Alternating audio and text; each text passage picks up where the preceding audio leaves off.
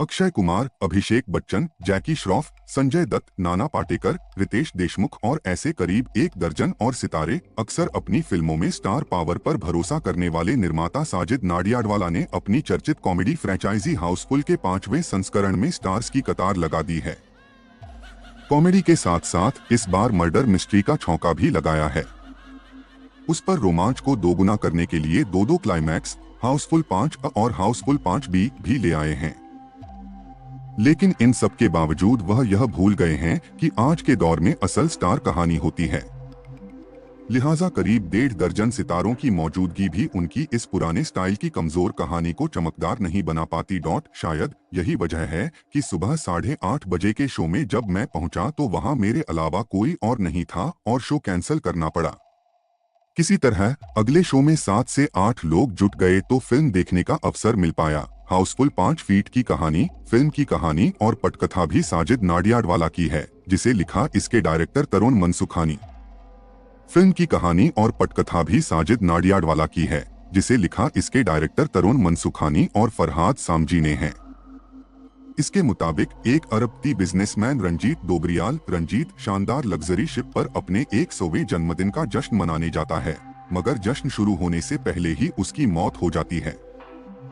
साथ ही यह खुलासा होता है कि मरने से पहले वह अपनी सारी जायदाद अपनी पहली पत्नी के बेटे जॉली के नाम कर गया है, जो उस पार्टी में आने वाला है।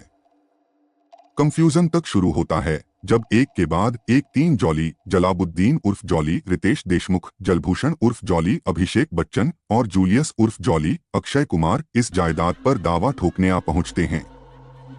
ऐसे में रंजीत की दूसरी पत्नी का बेटा देव, फरदीन खान, असली जॉली का पता लगाने के लिए डॉक्टर से इन तीनों का डीएनए टेस्ट करने को कहता है।